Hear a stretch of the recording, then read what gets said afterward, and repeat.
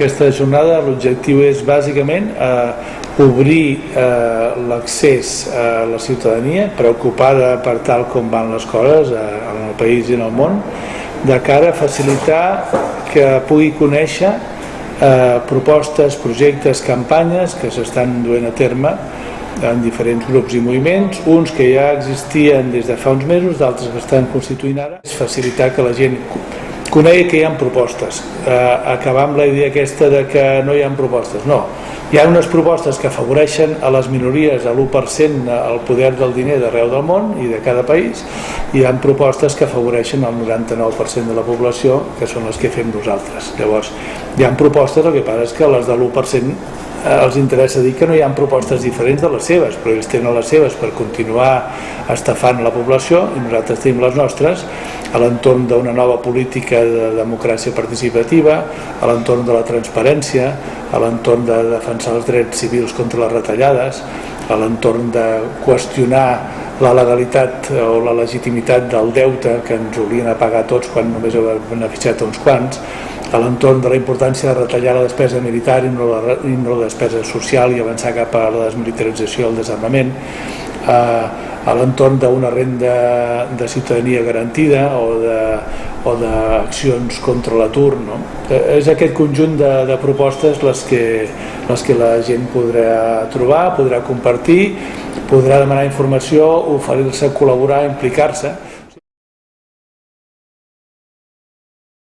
Té molt sentit fer-ho a la plaça, perquè com persona que està molt vinculada al 15M i que des de fa un any que estem a les places i al carrer, a nosaltres la gent del 15M té molta importància que se nos vegi al carrer, perquè la gent vegi que sí que estan passant coses, que tot això té uns fruits i que los ponem. L'estar nosaltres al carrer i a les places no vol dir que nos agradi passar calor i fred i pluja, sinó que volem exposar la nostra feina i dir-li a la gent que junts podem fer-ho, que és un dels lemes molt potents que a mi m'agrada molt, que podem, sí, podem i podem, però tots junts.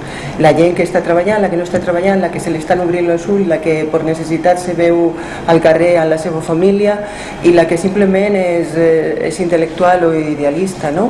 Tota aquesta gent junta podem, i per això és important fer-ho a la plaça. No hagués tingut cap sentit fer el fòrum a un lloc tancat en aquell moment, perquè hi ha molta gent vinculada que necessita exposar les seves coses públicament al carrer, no? I ja que hi ha molts medis que no s'estan tapant, doncs almenys que la gent del carrer ho sàpiga.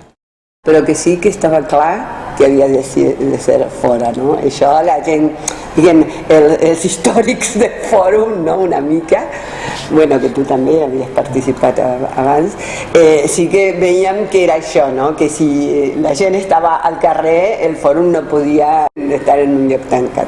Això sí que era una de les premisses.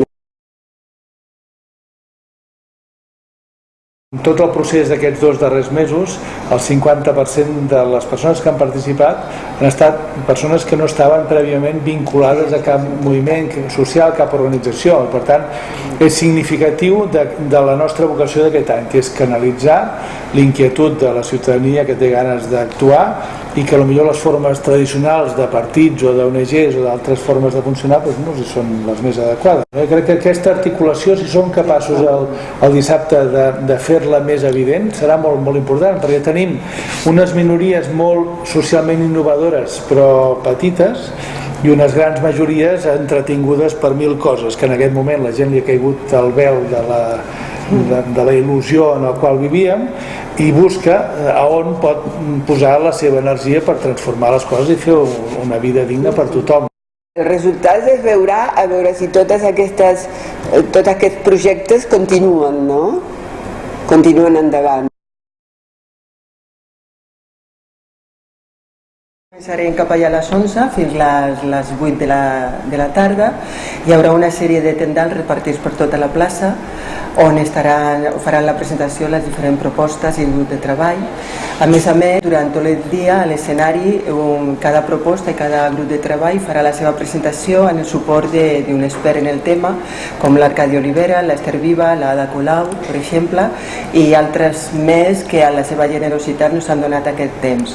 Al migdia farem una pausa per dinar on la gent del 15M farà la cuina i es donarà de menjar, i a la tarda, i entremig de cada proposta i presentació també hi haurà un espai per a alguna actuació lúdico-festiva.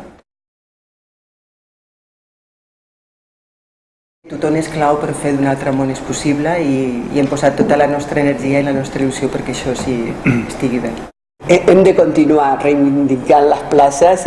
Si estàs indignat o indignada, si no t'agrada com van les coses i no vols quedar només queixant-te amb els teus amics en el cafè, doncs tens l'oportunitat de conèixer 15 iniciatives de plataformes, de campanyes, d'accions, una part del 15M, una altra part d'ONGs tradicionals, d'altres que s'han fet conjuntament, i poder trobar un espai ciutadà d'acció per transformar la vida i fer possible un altre món.